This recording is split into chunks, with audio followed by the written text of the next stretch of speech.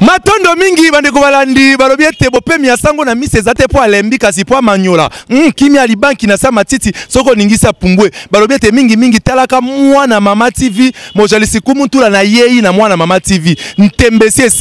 esili olingi oka masano ya bonkoko oyoka lisolo ya mboka oyeba bongo ndenge nini kisasa zali kotambola tolobi ete elandaka kaka mwana Mama TV mojalisi kumutula na ye lobi na bino mwana Mama TV nde makambo nyoso la ngongi na ye. Voilà bandeko balandia infoseuse bato yo balingaka biso mingi mbote esika bozali na lobaka chaque fois esengo ezalaka ya ngai mpe ezalaka ya bino ntango tomonanaka na bilili boye tosololaka makambo oyo ezoleka na mboka makambo oyo nyonso na ya malamu na ya mabe na oyo ezosepelisa bato na oyo ezosepelisa bato te nakasa bomoni na mopanzi na ngai nazali na diaspora diaspora po bino bokanisa naza na États-Unis tengana na ke na ngai te visa na ngai nanu ebimi na ngote balinga na bango kopesa nga visa te mais na yambi mwana poto bazaki belé mais eza poto na poto na yambi ndeko na biso Dems oyo Dems Ndamba auti na mboka États-Unis d'Amérique na ye tokomeka kosolola ba réalité ya Congo tokosolola pe ba réalité mo muke ya poto pona koumela mingi te na ke kopesa ye mbote sika zali mbote ndeko Dems Ndamba mbote info 16 boni ndeko wiki mezali na muda nzambe au komi Kinshasa j'espère tamboli mo mukie na kotala boye o constate nini pour na kota mbala moko o constate nini depuis otika yango na ndengo yeboye o senti mboke ke liboso ou bien tozo ko rond-point. Merci tonton 16 mm pour na maloba vraiment tant na kiti na aéroport ya Njili na yoki passe pe mon motema passe ya nini na yoki passe na milila binzambe nana loka mboka oyo pour déjà aéroport za muleli éclairage malonga ezali te courant ezali c'est-à-dire que longa biso na avion to kiti na tamaka na to tamboli biso biso to kiti siko avant ko katsa frontière pour za frontière fisengeli ko sala test à covid test auto de faut te rambon à partir à poto faut tango en ligne $45 alors faut ya wana olakisa code ki wana ba wana ba solo salaki faut tango bon en ligne faut tango en ligne te faut tango sur place pour qu'il passe la test ya corona mais si kango sokotali soka au communal salité liboso nango ba ki ba plastique wana salité na mitu na kiasi ba konza mboka na biso ba voyageur ba mona kate mayo esale makana mboka baninga parce que ba mboka to futaka $45 so di bana mboka poya pourtant ko koma awa bala mo basali yo test wana donc vous foutez là déjà partir aussi carte na banque au côté ici information au côté ici au fouti mbongo na yo donc et puis ba tundelo email na barcode wana ko la satan comme na Kinshasa. Mais mbongo zo kota tous les jours 24 heures sur 24 mais ce que tali ma place amo eza mulunge eza bache bash solo na kati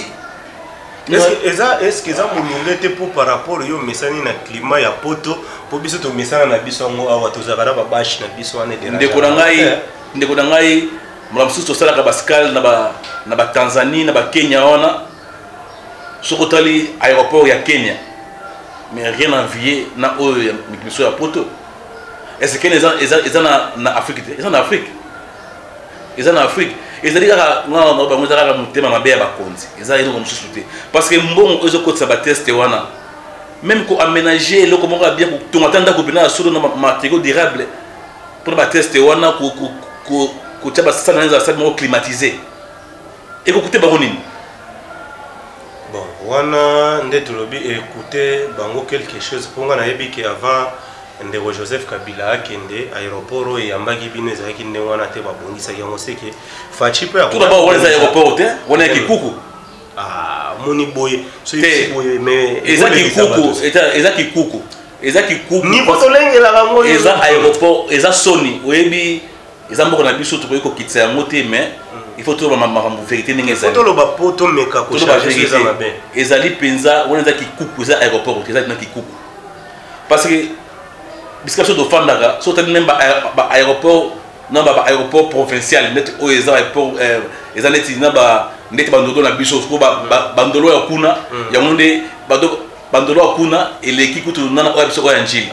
tia oloba boy ko ekosala mais oui eko donc so na balusi bo na bine ndakisa aéroport ya ndolo o ya biso ya kuna eleki o ya njili ya awa o ya njili na ba eza aéroport te yelo ko salle d'attente niveau badengela ndeko omoni kaka tezela na est kota na nini oyo salle ya ba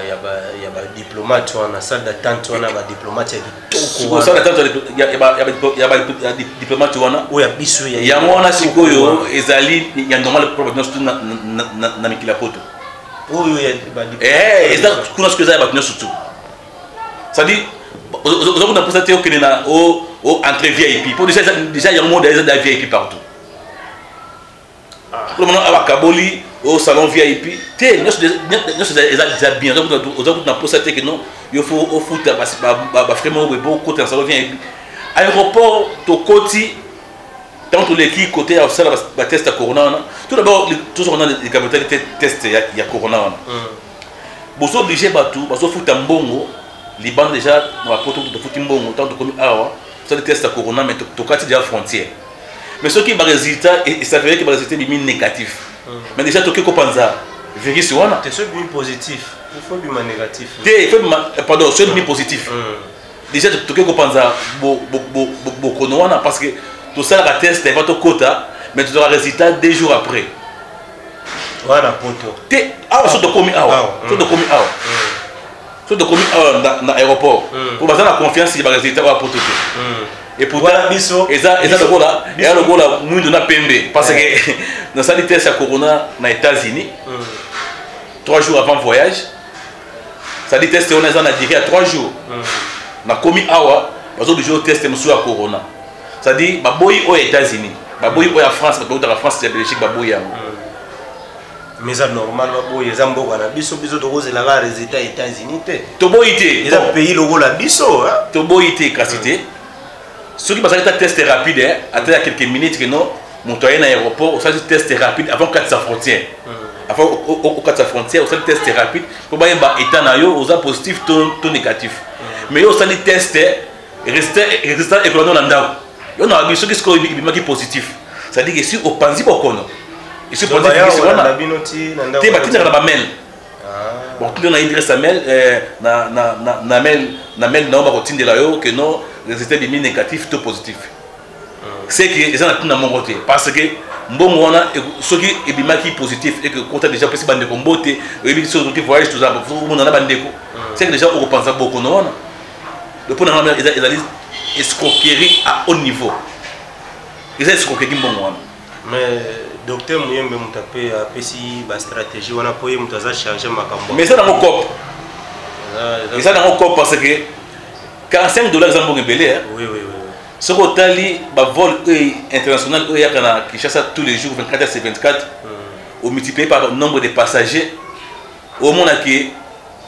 pour la test à corona wana et ko coûte ça minimum $100,000 par jour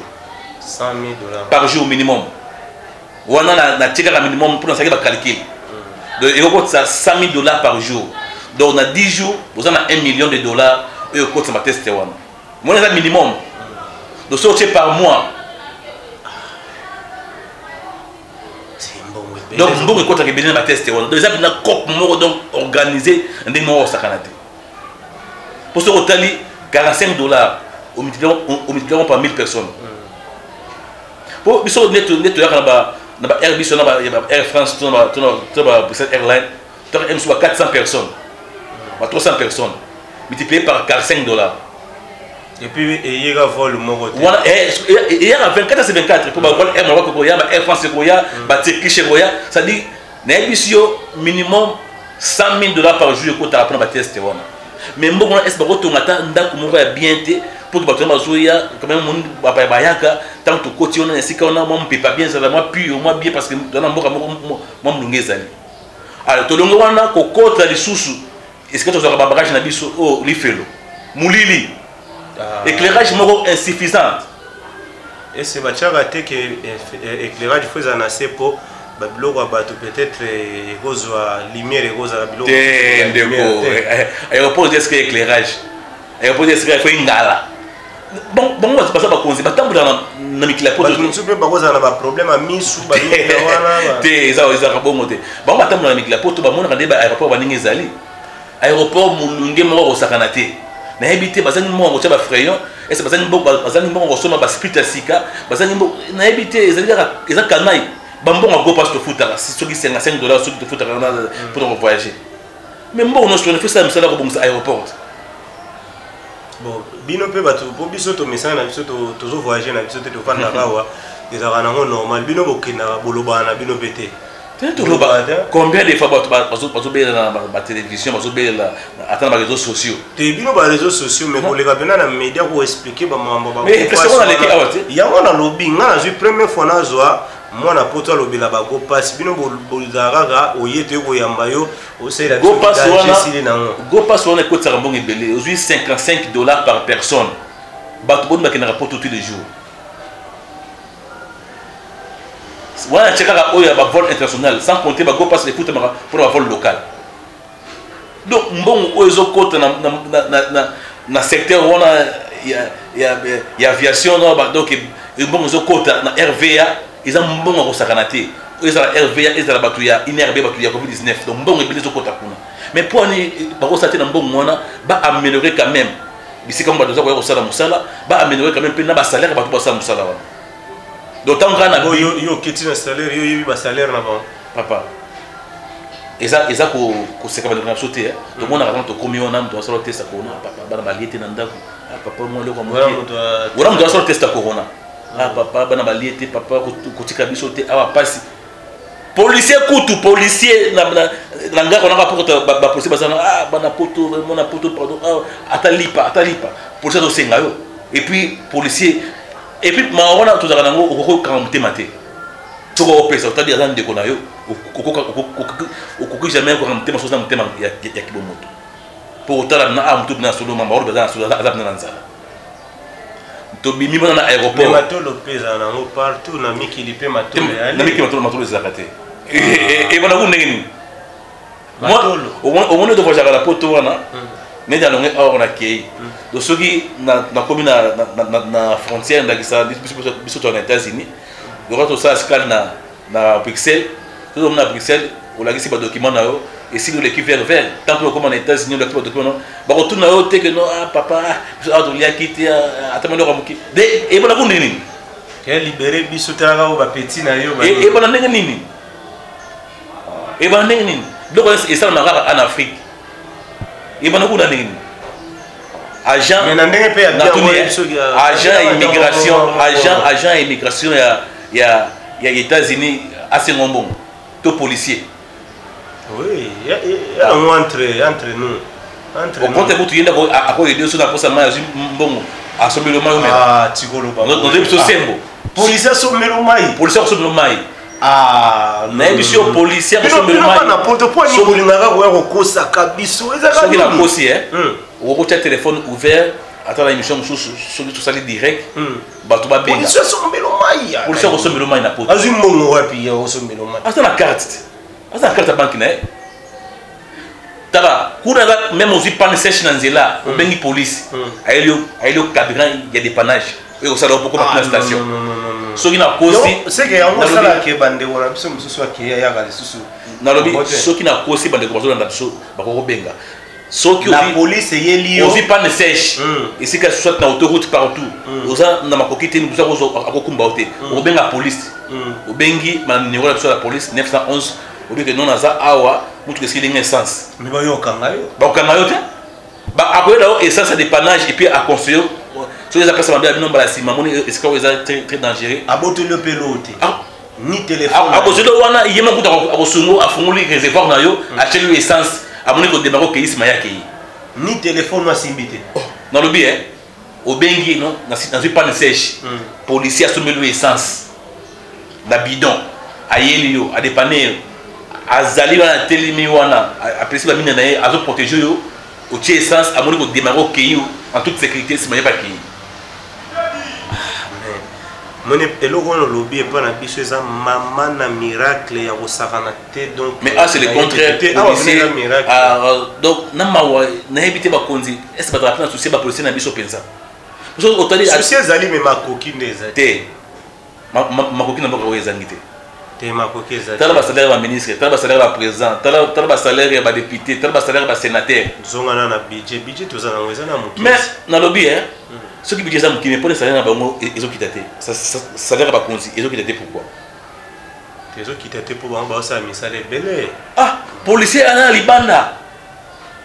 azo kengela ngai na yo azo kengela biloko na biso ye azana droit au sécurité azana droit au côté qui ne marché au côté ceux qui monnaie shop ceux qui a pas ce moment là bien faut il faut que na rana ba wenza pokwa yo au tableau comme qui bien sala neza ko kengela bato na biloko na bango supermarché za likamuna yete alors que nous ça ni na supermarché alors policier azana droit vivre mieux non ko kengela supermarché yetali yete il faut kengela bato na biloko na bango donc ye les robots donc yazawana ça dit famille na ye cause la bienté ba na ba ko tanga na école la bienté donc moi c'est na ya ko la ta bienté pour ni bon moi c'est injustice bon ba la justice élève une nation pour ni écart makasi wana au 10 000 au 300 000 francs congolais au 10 000 $, au 300 000 francs congolais tala écart na pisa na ba de bolimi sinali penda montagne exacté au ba député ba toucher mais net occasion surtout que nous avons 8 000 ba 10 000 net yoka na éviter mais ça c'est bon ya sur ça bon ya solo député a 8 000 $, policier a 150 $, ou 200 $, mais ouais ça injustice à ma casse pour nous ça a été à 10%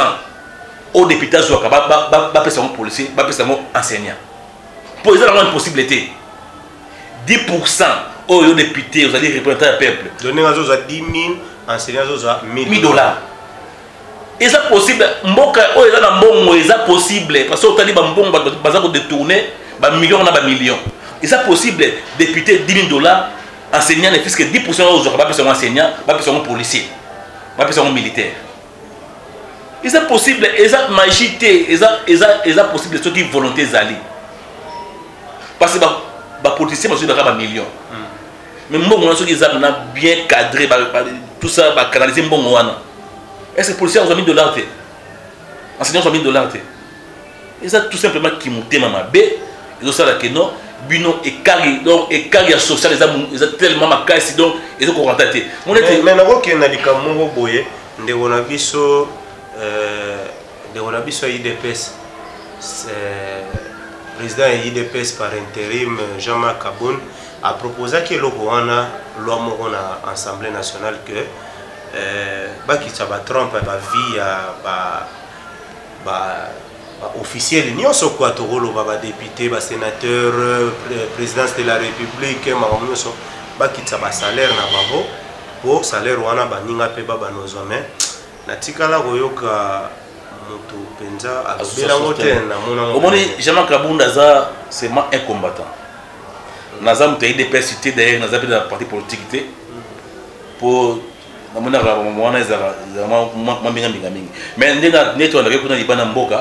Jean-Marc Kabunda aza penda combattant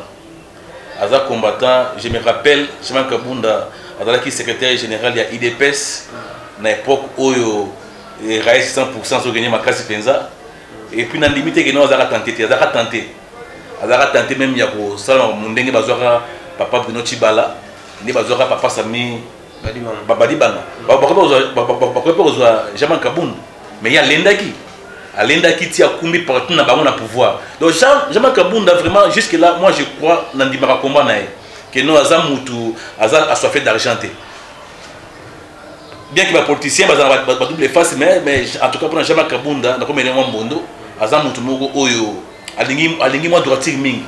aza mutu moko na alingi mambo tambula na sembo malgré que il mboka na soso olingi mambo tambula na sembo ba ko ina yo so olingi mambo tambula na sembo na mboka na biso ba ki ozana ba ngune belé mais Jean-Marc Kabunda aza bina mutu o IDPS ba batela ye bien te mais makambo zolo ba batela ye na ebité so za information déjà kala mingi te fallait atika démission na ye na parlement par rapport événement les gars qui na nzela ya cortège nabi kozana ba réseaux sociaux où ezalaki ba garde na ye ba botolaki arme ya garde moko républicain. Oui. Alors on monte que même net acte wana déjà il le gaza sérieux mais acte tout le monde qui yango secte acte oyo ba policier ba poser qui ko botola garde républicain ouais zaba bazali wana pena ko battre mokonza mboka na famille na biloko na ye pe ko battre mboka ezaki acte moko a condamné wana nona acte wana to ko mutu ko komisa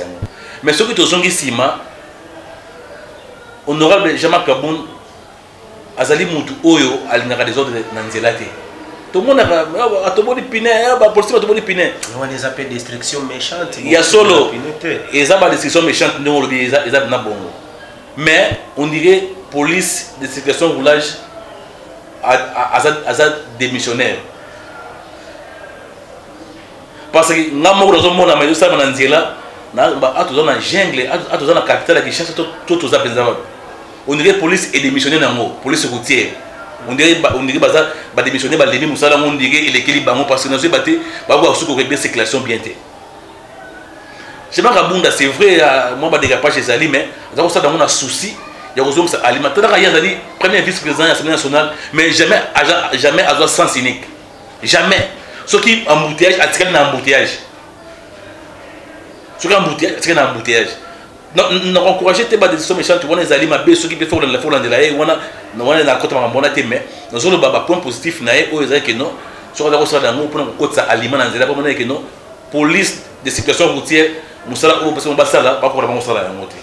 ya moi azali ko intervenir dans ndenge wana pour kozom sera aliment pour na bisao na le aéroport le lendemain on a bimi na ça moi ba course ni kemike mais na bisao façon d'embouteillage dans Kinshasa na des ordres ba incompréhension ba chauffeur na ba moto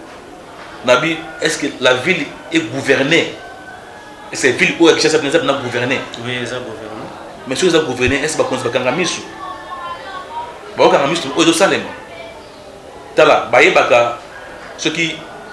autorité de tes alliés car nanzela au moni soro kei na eza ko kumisa mboka pa yaté bon toujours vivre kuna dans un congolais na tika pe au nationalité dans un congolais soro ki na États-Unis bato babanga nzela lokom ta banga liwa donc auto sanzela lokom ta to sanzambe mwaka nde to banga obango sala lisumu photo sanzambe ndenge ba conducteur kuna ndenge ba to sanzela et dans la butu ata butu situation eza mingité à côté ça va faire à côté ça tous les signaux et puis soit policier mon quoi télé na coin non ça va bouger pour ça atteindre na coin atteindre na pour na procès na ma protéine na raté na mutu kada atteindre na coin non va bouger mutu bouger ça tout le monde à laquelle il est car policier moko de côté ça kinya batno surtout mais na au monde on a une dictature était ça mboka mibeko na ngai signé ça mibale musala na mibeko esili c'est vrai ça mboka freedom ça mboka liberté mais na kata liberté na mibeko ezali oh non on a Carrefour moko 20 policiers Carrefour moko mais embouteillage salami est-ce normal Carrefour moko 20 policiers mais bouchon mitre kangami na policier wa bien so ba ujana na moni awa bon peut va servir des autres au moins ni Carrefour moko 20 policiers mais beaucoup aussi ça embouteillage té est-ce normal toujours on a likambo ya Jean-Marc Kaboun yozo kumisa yeme surtout lundi ba déclaration zo sali ba mingi na ile parce que il faut démissionner même Gozala président par intérim ya IDPS donc na IDPS vraiment déjà bazo mettre déjà libanda bokonjona nyonso ba botolea oboni na ndia lo bak nzamu pa IDPS te pinga ko kota mingi ma politique te kuna na dessina ma politique bo na biso mingi parce que là toi qui fatigue béton na pouvoir to que non yé moi na poto diaspora de mambo ay mambo ndenge tambola mais 3 ans après ils ont encore sobo azo mega ko sala zo bunda moi mbala bato zo bunda mais moi koko so ezali makasi na yebi tout qui en tout cas ndem te sunga été tout gouvernement aux a bien été évité mais chama kabunda ba longo longo te wanza mambo interne ya IDPS et ko apporter le moment na vie quotidienne des Congolais et ko ngelo ko mokote donc ba longo le président AI ya IDPS batika ye alongo vice-président national et au changer le mokote pour la vie ba Congolais et ko apporter le mokote pe ko ngelo ko mokote donc voilà ça na bango et la politique na bango ya parti na bango parce que nous sommes tous en souci car que non boké bonga pour 3 ans oyo parti béton a commencé na tête à pays en tout cas on dirait tout aussi maman dame nous ici mandeni ni au moins ba IGFT ministre comme Kangama c'est vrai je sais ça musala na mais ça kangami mais après quelques mois à Kenya Libanda est-ce bon on les zongi bakangi ministre est-ce bon les zongi et puis la liberté provisoire tu sais bien que la bonne association de liberté provisoire les arrêts qui n'est libéré ici nous sommes pas qui grâce nous sommes liberté provisoire nous sommes raison de santé donc bref en tout cas 300 euros ils a penza moins mitigé donc ils a moi quand t'as donné mon kezali donc pour na ngai na éviter na moi il y a etikali pour année prochaine déjà ba élection et puis ani na ne soki fati beton ça miracle ni porte ba congolais ba se retrouver na éviter voilà quand à occasion on a soki lelo eke pour eza ba tu batala ba émission ba conseiller na epe batalaka yemo pas en moto akota na réseaux sociaux ya côté mususu te akota bega réseaux sociaux oyo to ça ila oyo so ine tu balobi bon conseil nini oyi ko pesa mokonzi na biso place nini omoni ke mokonzi fo meka ko simba ekozala wa allons le gouvernement oyo allons le gouvernement oyo et puis a changé tous les conseillers au bas de la présidence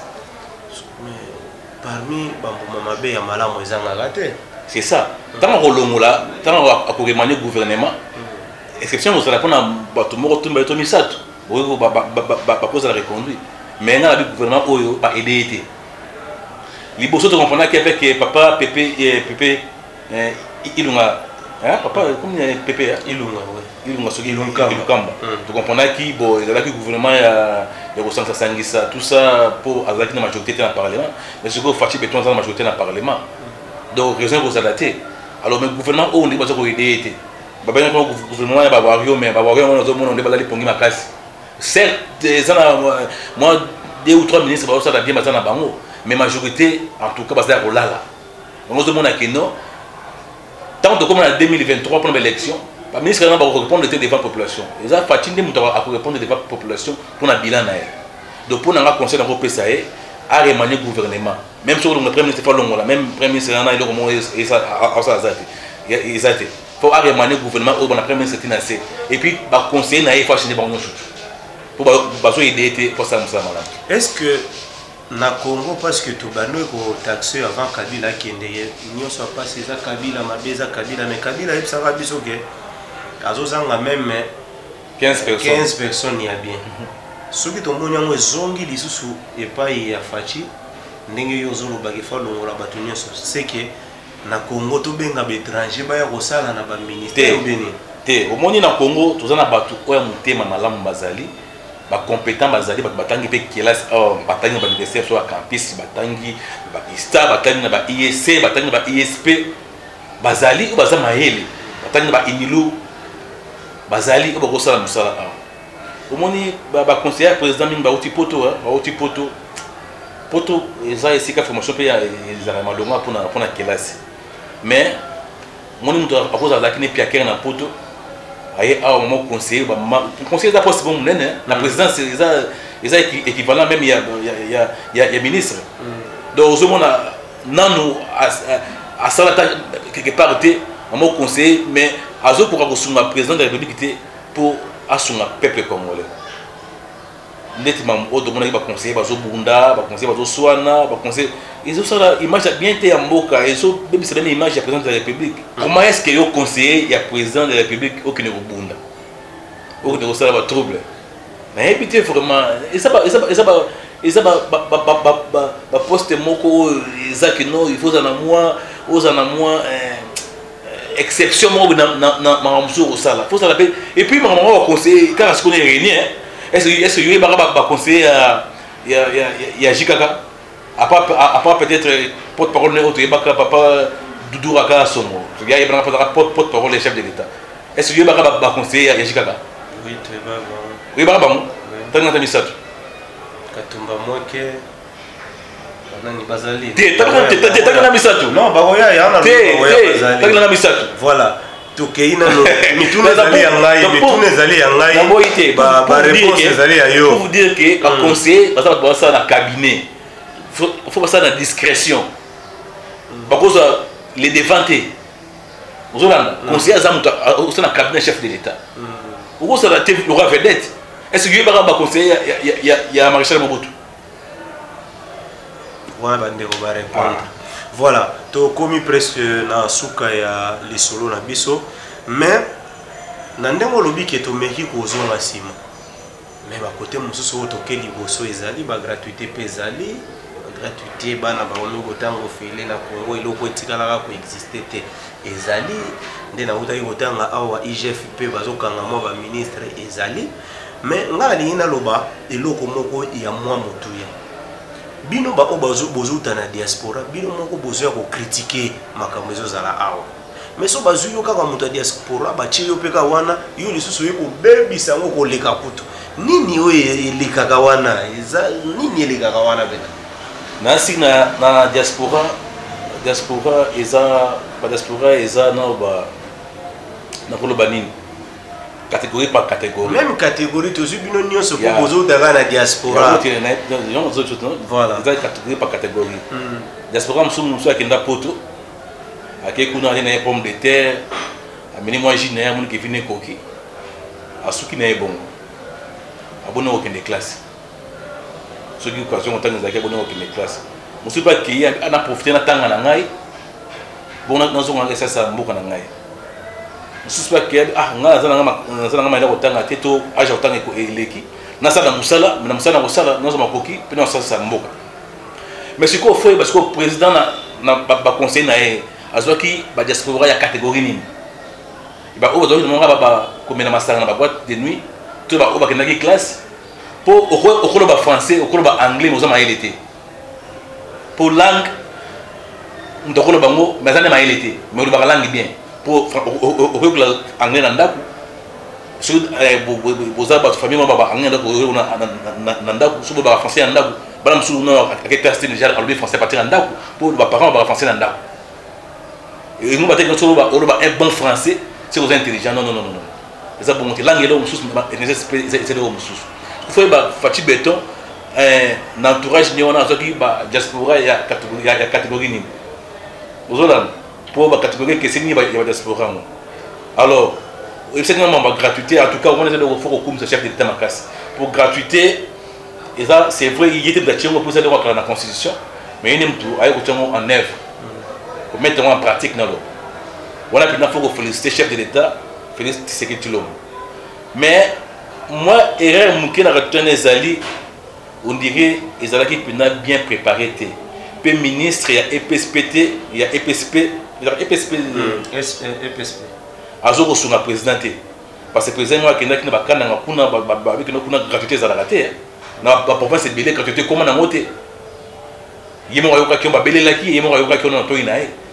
Donc, mais awa bazoko pour le président m'a foutu la monoko bazoko c'est que non tout va bien au monde écoute boye mais il me tient à ça qui tourne na kuna na bakasa kuna na bakasa il m'a monné à mon réalité que non ba na bakosa kae car là on a mon président à l'an pour agir ministre il y a espionnage ça me tokolo pour gratuité c'est vrai zali mais qualité ni enseignement zali est-ce que ça na qualité ni enseignement qualité enseignement zali qualité enseignement zali et puis gratuité on a pas problème choses en monter aux hommes mais dans ma mort auto sur la gratuité enseignement ma mort auto outil c'est exactement gratuité solo moi na okena bisi à l'état bisi au filet à olia na classe tant que nda kuna na appétit a au futa un fraté ne tu kuna gratuité bandaka banda première primaire tina 6e des humanités biso na to komina niveau wana te donc là on a bosenga na président de la République sur Azura Ndabiso tout le monde va conseiller naé pour parmi les conseillers moi morte il y a bien mazana bango neti oyo David Mukeba na bolika yé penza ça comme ça na très bien na si raza conseiller président matière na si infrastructure na si na bosani yé pas à diaspora ti aza negara moi na Congo mais ça comme ça na bien en tout cas mbote c'est kazali donc ça monsieur ça non ça bien mais la plupart de la majorité va conseiller en tout cas il faut pas long et puis gouvernement faut pas remanier pour m'embêter pour la bien voilà faut pas remanier gouvernement là qui s'appelle sous na ça mon loba Mamwanzela général Kasongo Silvano mon général en tout cas pardon dans le Cambouya il y a circulation banzela bambouteillage l'équipe makasi ba incompréhension et puis ba policier ba ko tracasser ba chauffeur mingi tracasser l'équipe ngama na lobi na kitambo nazali na kitambo lobi na moni ba ujana ba wela volant na 207 c'est bon ba so sprinter biso mo sprinter ba zo wela volant na kitambo et bloc a bon muto ko filmer ngo balancer na réseaux sociaux au monde qui ça va bien ça image mboka ndé ezokele mabe na moni ngama na kitambo ba client ba kiti wona tout ça comme ko benda na et créer un embouteillage au lieu de cacher nzela mais ba wela volant voilà mon général ayokio na biga tango kotaka na nzela discipline et kotaka tokomi na suka ya lisolo na biso soyo ko pesa mbote na 2-3 personnes oyo balandio ya na pesi mbote na molonga ni na ngai mère double maman Philomène Mozeke Basia depuis les États-Unis et c'est comme ça bina bana surtout Joyce Elena Alicia Précier Allégresse bambote mbote pe na ndeko Roland Marie Chamala journaliste na RTCE puis dans Mama TV de PCP na PCP mbote na bandeko na nyonso Courage Shalom na paroisse Sainte Clémentine na Ntuka Péché voilà mais na mono PCP mbote na roi Salomon et Patrick Valence l'honorable candidat malheureux candidat malheureux l'honorable Patrick Valence na Liliane donc na ba nyonso tout donc mbote na ngwana na posa pété kopesa mbote na président de la communauté congolaise ou azamuna na Lafayette India na président Igo Membo papa Arthur Bembo évangéliste Jefté Lassili et évangéliste Dieu merci Bembo mbote na père Antos CISM mbote na père Sylvain Lesoye père Lungoyi qui ré à paroisse Sainte Perpétue voilà mbote na bino nyonso ba diaspora nyonso bozali libanda na linga bino mingi mwena wa kotanga tanga bakombo ezali te mais bo tanga pena mayele wana tozana posa pe to sentir ngwa wa pena ke boye pe boye moi bo changer mais na mona yelo moko na ebite mutu na kaya suka nini sala wake so mutu ana poto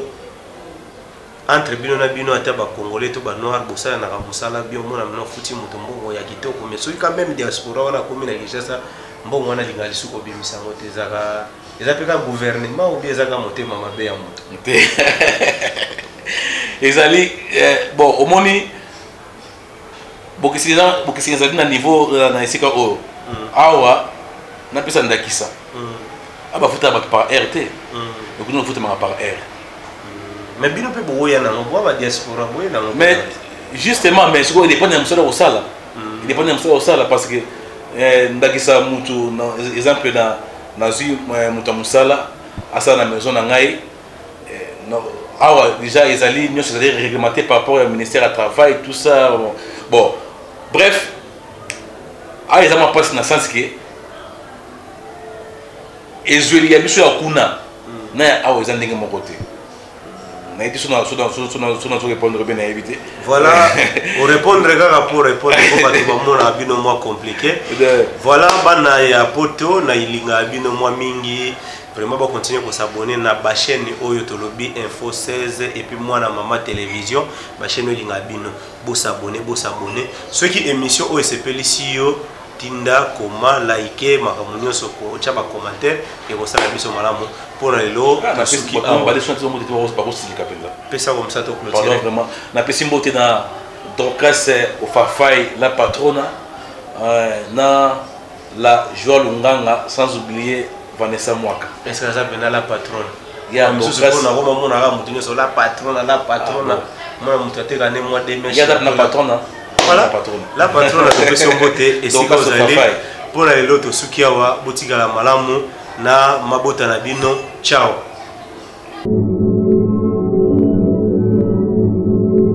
Matondo mingi bandeko balandi balobi ete bopemi ya sango na mise eza te po alembi kasi po amanyola kimi ya libanki na sa matiti soko ningisa pumbwe balobi ete mingi talaka mwana mama TV mojalisi kumutula na yei na mwana mama TV ntembesi esili olingi oyoka masano ya bonkoko oyoka lisolo ya mboka oyeba bongo ndenge nini kisasa ezali kotambola tolobi ete elandaka kaka mwana mama TV mojalisi kumutula na ye lobi na bino mwana mama TV nde makambo nyonso na ngongi na ye